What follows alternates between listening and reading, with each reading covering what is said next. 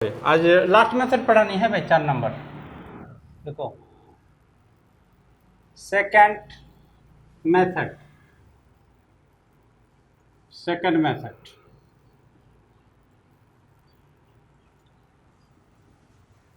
ठीक है भाई। सेकंड मेथड ये फाइनल मेथड है। आज मेथड लिखा देते हैं, फिर सवाल तुम लोग भी अपने से भी सवाल बना सकते हो। ठीक है भाई, चलो बहुत ही अच्छा मेथड है। तो सेकंड मतलब होता है छेदक लाइन। जैसे तुम्हारा ये कर्व है, तो जैसे ये पॉइंट और ये पॉइंट, तो ये इसको मिला देंगे तो ये भी एक छेदक लाइन है। या यहाँ से लेकर ये 2 पॉइंट लेंगे तो इसको मिलाने वाला लाइन ये भी छेदक लाइन है, मतलब छेद करने वाला लाइन है। ये भी लाइन है छेदक, ये भी लाइन है छेदक। फिर यहाँ से लेकर ये पॉइंट लेंगे तो ये भी हो जाए छेदक। यहाँ से लेकर ये पॉइंट लेंगे, कोई भी 2 पॉइंट को मिलाने वाला जो लाइन होती है उसी को कहा जाता है छेदक लाइन। ठीक है भाई, कर्व का ये होता है छेदक लाइन का डेफिनेशन। सुनने में ही लग रहा है कि छेदक लाइन, काटने वाला लाइन। तो लिखो भाई second method,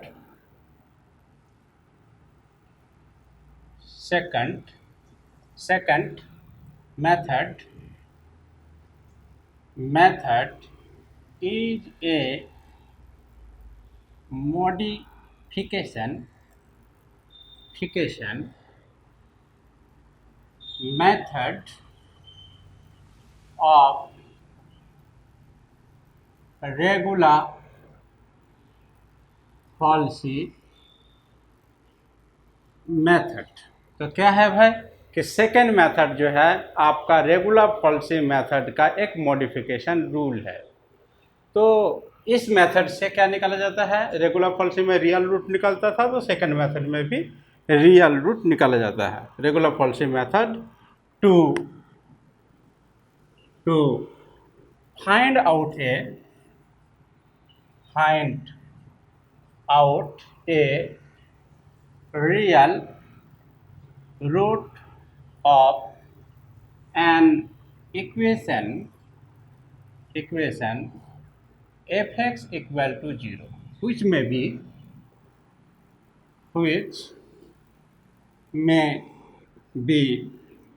algebraic or transcendental।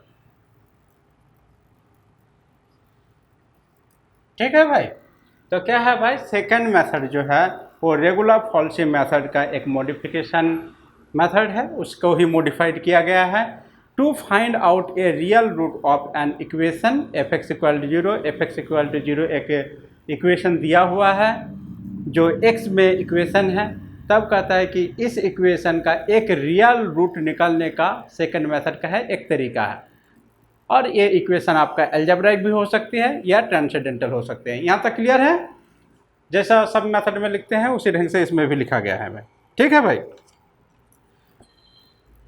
ठीक है।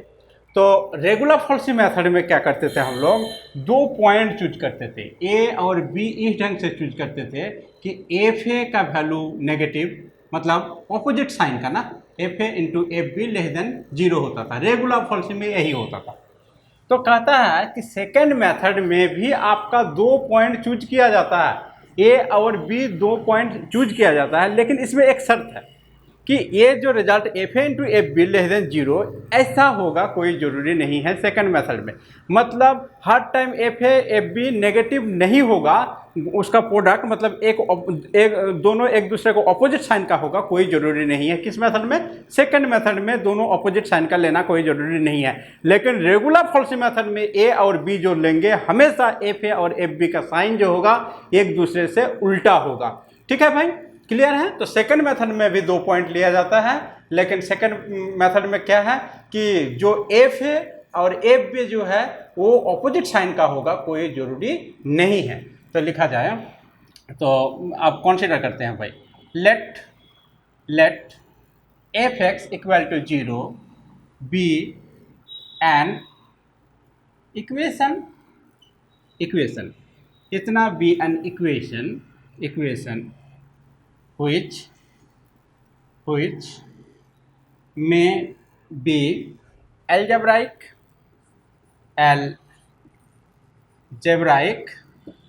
or transcendental। ठीक है भाई, तो क्या हुआ कि f x equal to zero आपका एक अलजेब्रिक इक्वेशन मैंने मान लिया, ये आपका अलजेब्रिक भी हो सकते हैं या ट्रांसेंडेंटल हो सकते हैं, ये मैंने माना। अब now we choose 2 points, now we choose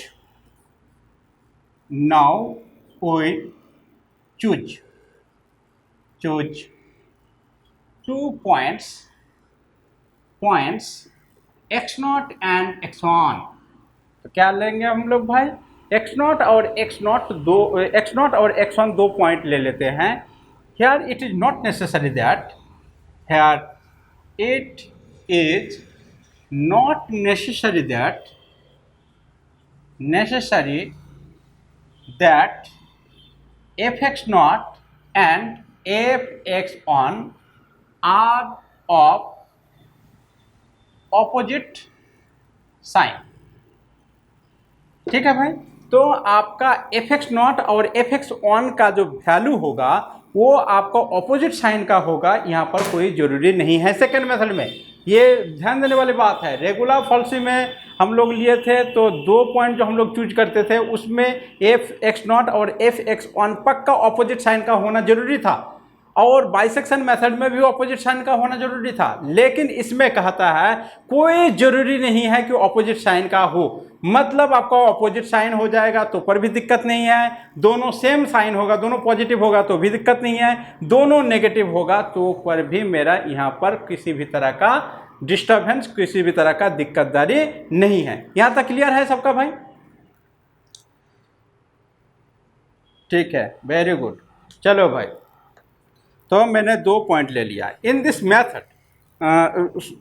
एक सेकंड, हाँ ठीक है, दैट इज, इसका मतलब ऑपोजिट साइन का नहीं होना, मतलब that is it is not necessary, it is not necessary that fx equal to 0 has a real root in open interval x not comma x one. ये दोनों ऑपोजिट साइन का होगा कोई जरूरी नहीं है, लेकिन मतलब ऑपोजिट साइन का होगा जरूरी नहीं है। इसका मतलब क्या हुआ कि इस इंटरवल के अंदर इसका रियल रूट हो भी सकती है, नहीं भी हो सकता है। यहाँ पर लिख दिया है it is not necessary that F x equal to 0 has a real root in इतना, क्योंकि ऑपोजिट साइन का होता तभी ना उसके पीस में एक रियल रूट हमेशा होता, लेकिन ये दोनों ऑपोजिट साइन का नहीं हो, इसका मतलब रूट हो भी सकती है, रूट नहीं भी हो सकता है। जैसे अगर हम लोग ग्राफ की बात करें तो ये हो गया एक्स नॉट, ये हो गया एक्स वन। अगर मैं ये भी पॉजिटिव ले लूँ, ये भी पॉजिटिव लूँ, तो इस ग्राफ के थ्रू अगर जाएंगे तो इसका कोई भी रूट नहीं होगी। लेकिन अगर हम लोग इस ग्राफ के थ्रू जाएंगे तो रूट हो जाएगी ना दो, या फिर ऐसे जाएंगे तो रूट हो जाएगा। तो आपका ऑपोजिट साइन का अगर नहीं हो तो रूट हो भी सकती है, रूट नहीं भी हो सकती है। इसी वजह से मैंने लिखा इट इज नॉट नेसेसरी, मतलब हो भी सकती है, नहीं भी हो सकती है उसके अंदर में रूट। ठीक है भाई, यहाँ तक क्लियर है? हाँ, इसी लाइन का मतलब मैंने लिखा नेसेसरी। ठीक है, चलो भाई अब लिखिए। ठीक है,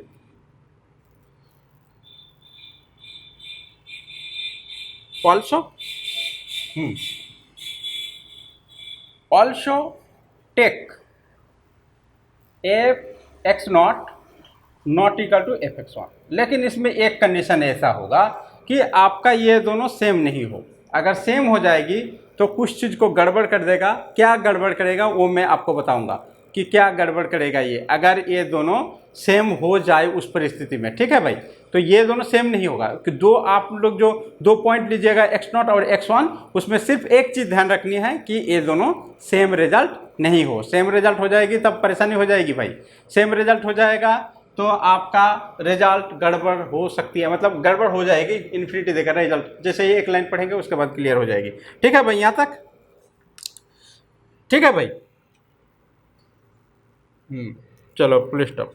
अब इस मेथड का जो मेन थीम है उसको मैं लिखने जा रहा हूँ। इस मेथड का सिर्फ यही तो लाइन मेन है, उसी लाइन को याद रखना है। इन दिस मेथड, पैराग्राफ चेंज करके लिखो, in this method we approximate she met the part of the curve y equal to fx between a x naught f x naught and b x naught x on f x on x on x on by a second line AB. The second line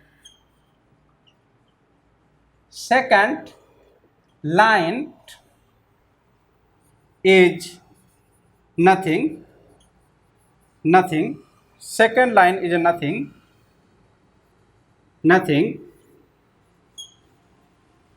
which is a line segment joining any two points of the curve. ठीक है भाई, ये देख, ये important theme है ये इस theorem का। सिर्फ यही लाइन याद करने वाली है कि ये थ्योरम क्या कहता है। ये मेथड कहता है कि the part of the curve y equal to F X between A X not और F x not and b x1 and f x1 by a second line ab.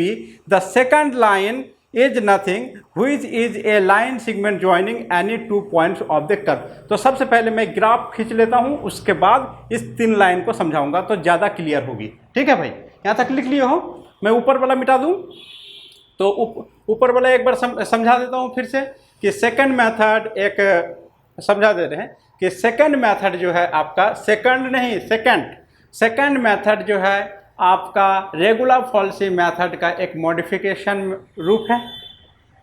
और इस मेथड से किसी इक्वेशन का real root निकाला जाता है और वो इक्वेशन अलजेब्राइक हो सकती है या ट्रांसेंडेंटल हो सकती है। तो मैंने माना कि एफ एक्स इक्वल टू 0 एक इक्वेशन है जो अलजेब्राइक हो सकती है या ट्रांसेंडेंटल हो सकती है।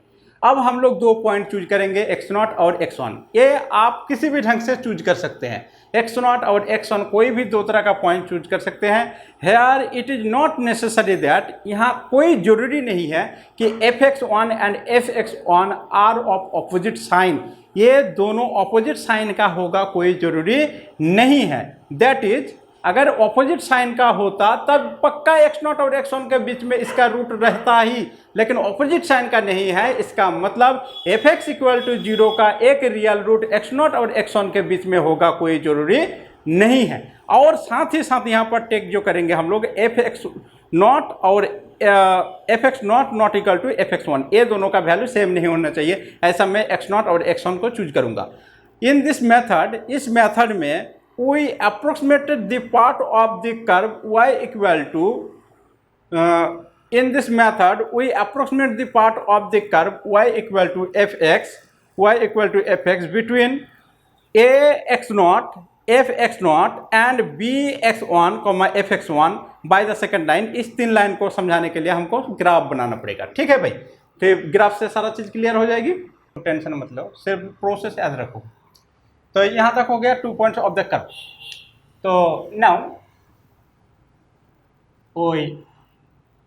we draw a rough graph of y equal to fx। अब हम लोग ड्रॉ करते हैं y इक्वल टू fx का एक रफ ग्राफ। तो रफ ग्राफ ड्रॉ कर लेते हैं हम लोग। ये आपका रिजल्ट हुआ x एक्सिस, ये हुआ आपका y एक्सिस, ये हुआ ओरिजिन। तो y equal to F x है और F x equal to 0 equation है। तो f x equal to 0 equation है, हमको निकालना है रियल रूट। इसका मतलब एफ एक्स के पास कुछ हो या नहीं हो, पक्का रियल रूट होगा, है ना। तो पक्का रियल रूट होगा।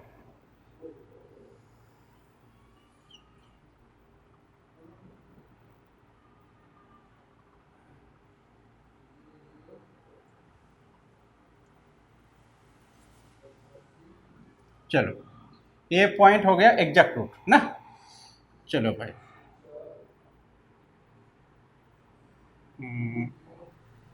ये हो गया एग्जैक्ट रूट, इसको लिख देंगे हम लोग एग्जैक्ट रूट, ये हो गया। ठीक है भाई, ये हुआ एग्जैक्ट रूट। अब मैं दो पॉइंट जो लिया था, कितना लिया था, x0 और x1। मैं मान लेता हूँ कि ए पॉइंट है x0 और ए पॉइंट है मेरा x1। तो जैसे ही मैं इसको मिलाऊंगा तो ये पॉइंट प्राप्त हो गया कितना, ए, क्योंकि यही हाइट है मेरा कितना, एफ x0। तो ये पॉइंट हुआ ए, इसका कोऑर्डिनेट हुआ x0 एफ x0, और इस पॉइंट का कोऑर्डिनेट कितना है भाई, देखो इस पॉइंट का कोऑर्डिनेट जो होगा, ये पॉइंट है बी, ये हो गया x1 एफ x1, ये रिजल्ट हो गया आपका x1, तो सॉरी एफ x1, ये रिजल्ट मेरा मिल गया।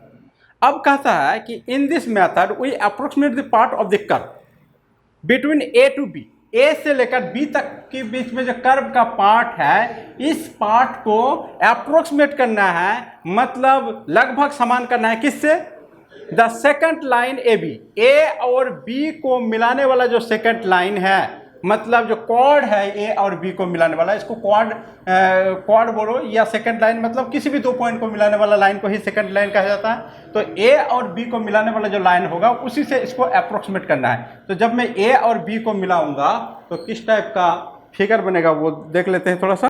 तो सेकंड लाइन क्या है यहाँ पर, ए और बी को मिलाने वाला। तो इसको मिलाते हैं, ए और बी को, ए और बी को मिलाते हैं।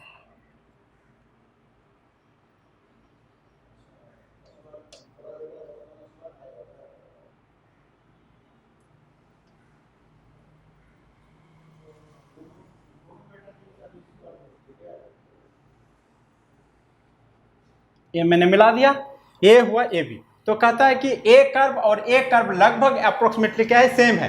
एक्चुअल में आप लोग को दिखाने के लिए मैंने x0 और x1 को बहुत दूर पर लिया हूं, लेकिन ये दोनों पॉइंट नज़दीक का ही लेना है, उसके बाद बनाना है, क्योंकि रेगुलर फॉल्सी का ही तो मॉडिफिकेशन शकल है ना, इसीलिए रेगुलर फॉल्सी में ही स्मॉल गैप लेते थे, तो स्मॉल इसमें भी स्मॉल गैप ही लेना है। तो फिगर में आपको दिखे इसलिए मैंने इसको बढ़ा लिया, इसलिए लग रहा है कि दोनों चेंज है। अब आपका काम है, ये फिगर ड्रॉ कर लिए ना, फिगर इतना सा, फिगर में और भी कुछ होगा। अब मैं इक्वेशन ए और बी को मिलाने वाला लाइन का इक्वेशन निकाल सकते हैं ना। Now equation of the second line A B, second line A B का मैं अगर इक्वेशन निकालूंगा तो कितना होगा भाई, एक्स या आप देखो y माइनस कितना, y0 ना, एफ x0, नीचे कितना होगा भाई, नीचे f x0 minus f x1 equal to x minus x0 minus x1। यही होगी ना भाई, बोलो इतना सही होगा ना, ऐसा ही होगा। ठीक है भाई, तो ये मिला लेते हैं हम लोग। तो मैं मान लेता हूँ let when y equal to 0 then x equal to x2। मैंने माना कि जब y का वैल्यू 0 है तो y का वैल्यू 0 लेंगे तो x का वैल्यू कुछ निकलेगा ना, तो x2 कौन पॉइंट निकलेगा, यही तो पॉइंट होगा ना x2, बोलो भाई x2 यही पॉइंट होगी ना, ये x2 यही पॉइंट होगी। जब मैं y इक्वल टू 0 लिया देन x इक्वल टू इतना। तो अब पुट कर लेते हैं, put y equal to 0 in equation 1। Equation number 1 में हम y इक्वल टू 0 पुट कर लेते हैं, तो कितना होगा आप देखो, ग्राफ रहेगा।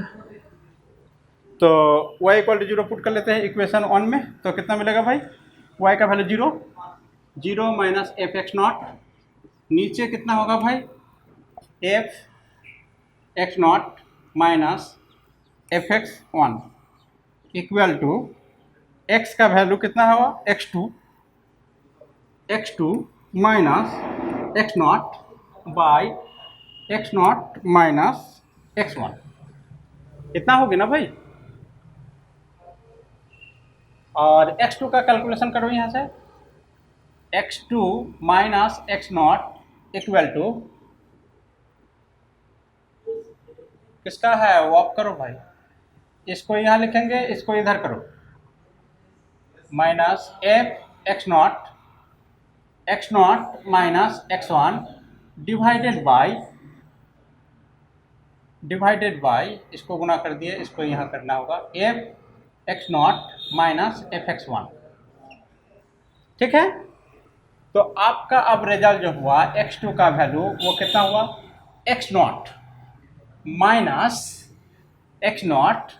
माइनस यहाँ देखो भाई कितना है F x not minus x one divided by F x not minus F x one.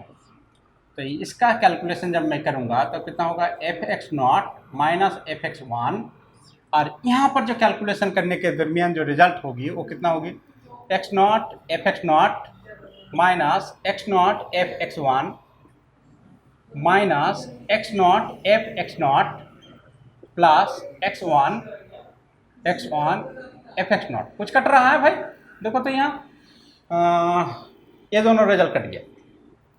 तो इसीलिए x2 का जो रिजल्ट मिला वो कितना मिला, x2 का जो रिजल्ट मिला वो रिजल्ट मिला x1 F x not minus x not F x one by F x not minus F x one. किसी को यहाँ तक डाउट जो रेगुलर फॉल्सी में आया था वही रिजल्ट आया एज इट इज, बोलो भाई आया कि नहीं, सेम, वेरी गुड। ये ऊपर नीचे सेम, उसके बाद ऑपोजिट से मल्टीपल, ये रेगुलर फॉल्सी में भी होता था, इसमें भी यही होता है। ठीक है भाई, अब लगेगा कि क्यों मैं ऐसा सब कर रहा हूँ, इसके पीछे रीजन है। ठीक है भाई, यहाँ तक लिख लिया। तो अब मुझे कुछ काम करना होगा, हो सकता है इसे। तो यहाँ पर लिखो सिंस हम क्या किए हैं भाई, कर्व ए से लेकर बी तक, ए से लेकर बी तक कर्व किसके जरा अप्रोक्सीमेट कर रहे हैं भाई, अप्रोक्सीमेटेड बाय सेकंड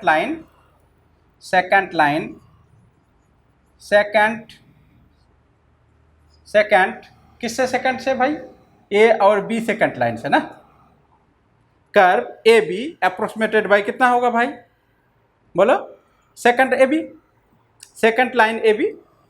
इसी को मैं बता रहा हूँ कि सेकंड लाइन ए बी यही तो कॉर्ड है ना भाई, क्योंकि ए कर्व और ए पहले ही बोल दिए हैं मेथड में कि ए दोनों को अप्रोक्सीमेट करना है, लगभग सेम मिलानी है। तो ए आपका एग्जैक्ट रूट को अगर अल्फा मानेंगे, व्हिच इंप्लाई क्या होगा, कर्व अल्फा के चलते मुझे क्या, कर्व ए बी के चलते क्या मिला है, alpha cutting point.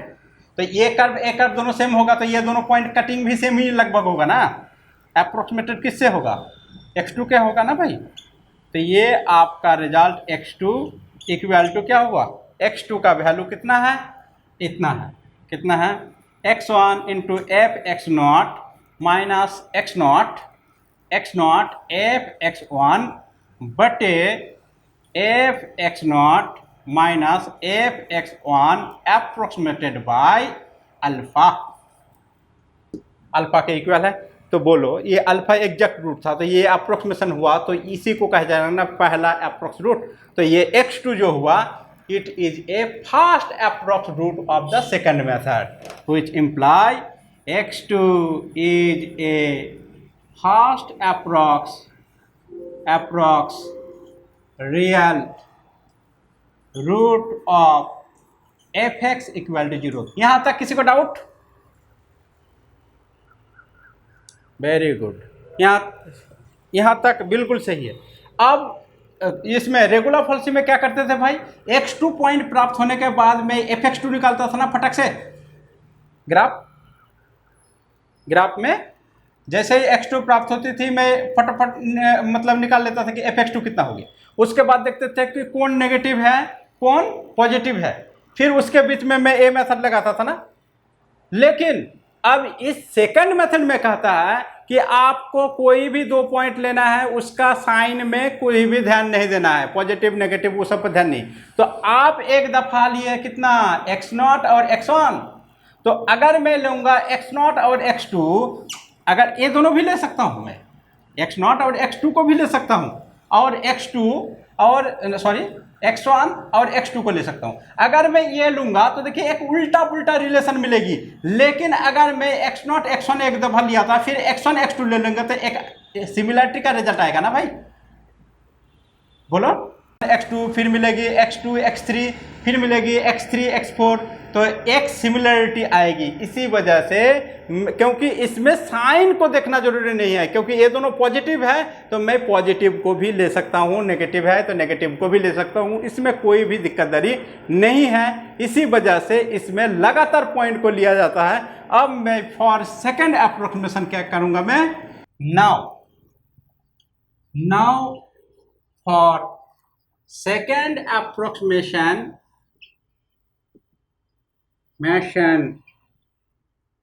real root of fx equal to 0, we take 2 points x1 and x2, then by above process से सेकेंड अप्रोक्स रियल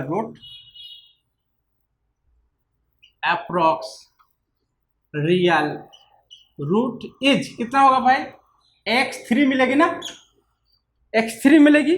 और x3 का वैल्यू कितना होगा भाई बोलो, fx1 माइनस fx2, नीचे होगी fx1 माइनस fx2, और यहां पर होगा x2, यहां पर होगा x1।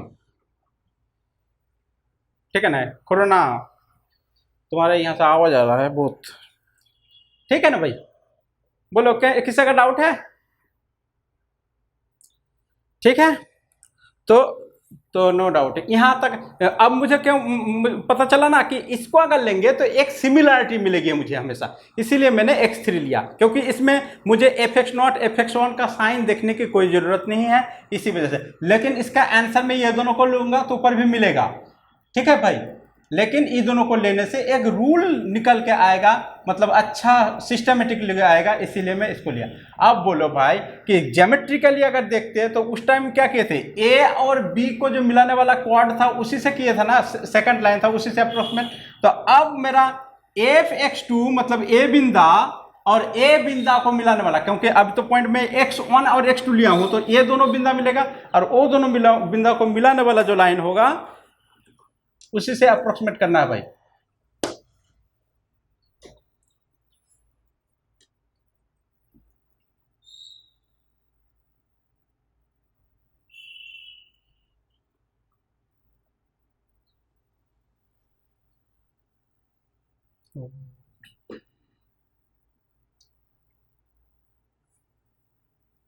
ये मैंने मिला दिया, अप्रोक्सीमेटेड किया उस लाइन से, ये पहले वाला लाइन था। अब क्या किया, इस पॉइंट को मतलब कर्व पर x2 पॉइंट अगर a है तो fx2 मिलेगा a हाइट पर, तो ये वाला पॉइंट जो है इसका कोऑर्डिनेट। तो अब मुझे मिलाना था ये दोनों कर्व को।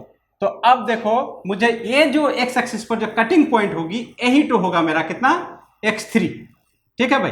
अब x3 में जो मिला ये, अब x2 और x3 जब ये दोनों हेड को जब मैं मिला दूंगा तो देखो रूट के करीब करीब पहुंच जाएगा ना बहुत जल्दी,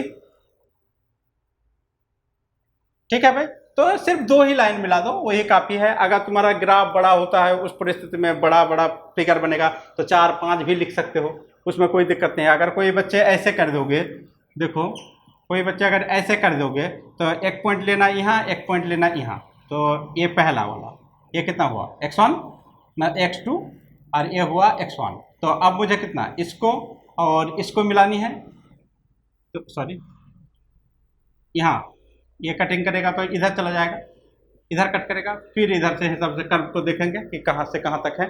ठीक है भाई, क्योंकि कर्व तो इसका रियल नंबर ही, टोटल रियल नंबर ही उसका रेंज होगी ना। जो भी फंक्शन दिया रहेगा, इक्वेशन दिया रहेगा, वो आपका टोटल रियल नंबर ही उसका रेंज होगा। ठीक है भाई, तभी, नहीं तो गड़बड़ हो जाएगी। यहाँ तक ठीक है, बोलो। ठीक। Second approximation real root x3 equal to इतना मिला, तो इस फिगर में भी बना लो। ये 2 लाइन, 2 सेकंड लाइन कम से कम 2, इसको देना बहुत ही जरूरी है। ये बी मिट गया है, इस बी को पहले लिखा था, तो अब लिखो proceeding in the similar fashion, proceeding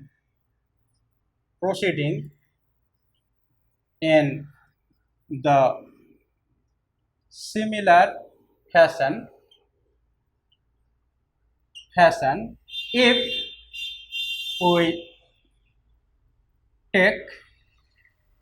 if we take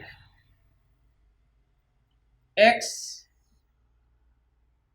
I minus 1 and x I plus 1 r, ये कितना नंबर अप्रोक्सीमेशन रूट होगा? सॉरी, लगातार 2 लेनी है ना, लगातार दो। तो x I minus 1 x I minus 1 r कितना रूट नंबर रूट है ये भाई? ये नंबर है आयत की i minus 2th।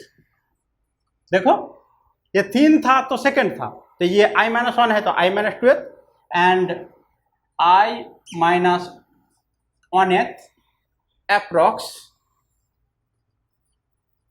Approx root of fx equal to 0, then ith approx real root of fx equal to 0 is कितना होगा भाई? अब प्रोसेस के हिसाब से x i प्लस 1th होगा ना, ये i वाली इक्वल टू कितना होगा भाई? लिख दो पहले। f यहाँ 3 था तो यहाँ 2 है, फिर 1 है, तो यहाँ i प्लस 1 है, तो सबसे छोटा वाला यहाँ x i minus 1 minus f x i, और नीचे होगा f x i minus 1 minus f x i, और यहाँ पर रिजल्ट होगी x i और यहाँ पर रिजल्ट होगी x i minus 1। This complete your result. तो ये हो गया आपका फॉर्मूला, सेकंड फॉर्मूला। इसी फॉर्मूला से सवाल बन जाएगी। ठीक है भाई, इसको मैं मिटा देता हूँ। अब लिखो रिपीट द अबव प्रोसेस, इसी प्रोसेस को रिपीट करना है बार बार। Repeat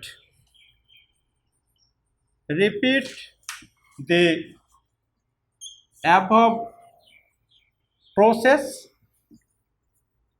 again and again until we get, तब तक बैठाते चले जाएंगे जब तक हमको क्या ना मिले भाई?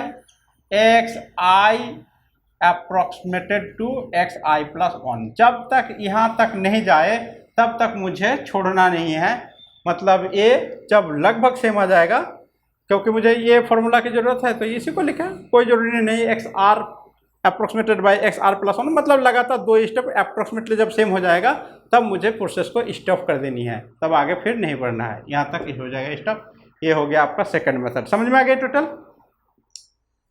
ठीक है ना भाई? फिगर बना दे क्या फिर से?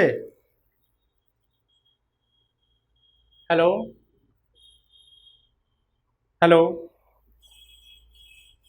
अताउर, हेलो। ओ कैमरा घूम गया है।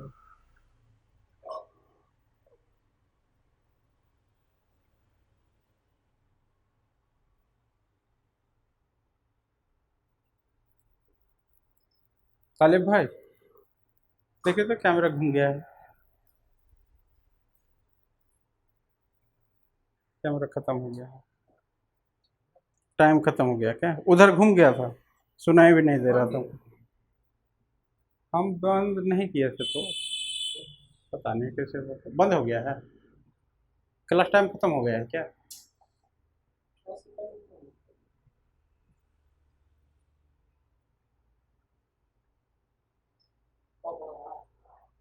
हाँ, सिर्फ रिमार्क लिखाना है।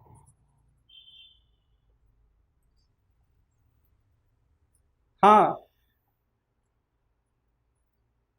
ठीक है ना अब? हेलो, ठीक है। अरबाज,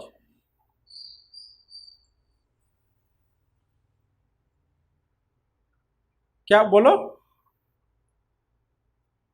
ठीक है, टोटल लिख डालो। उसके बाद आप रिमार्क लिखाएंगे, फिर हो जाएगा कंप्लीट ये।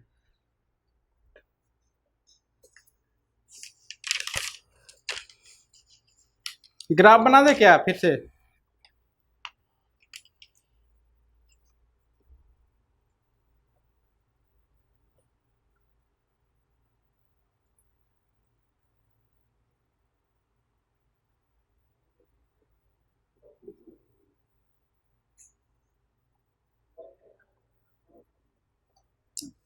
इसका लिखो तो। चलो भाई, रिमार्क।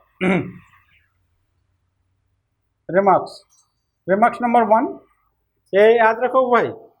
इस मेथड में वो सब लिखने की कोई जरूरत नहीं, पहले भी लिखा चुके हैं हम लोग। लिखो भाई,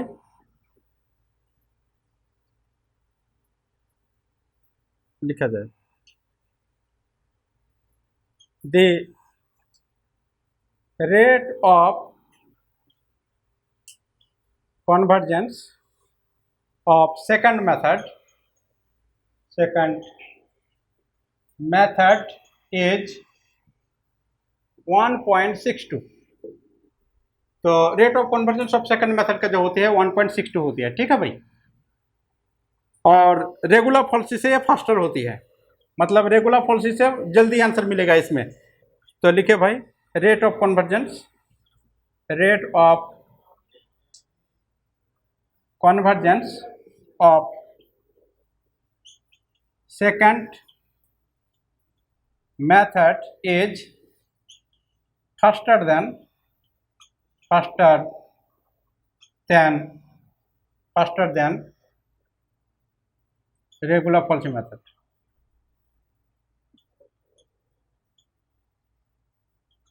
ठीक है भाई, रेगुलर पॉलिसी मेथड, इसको लिख के रखो। तो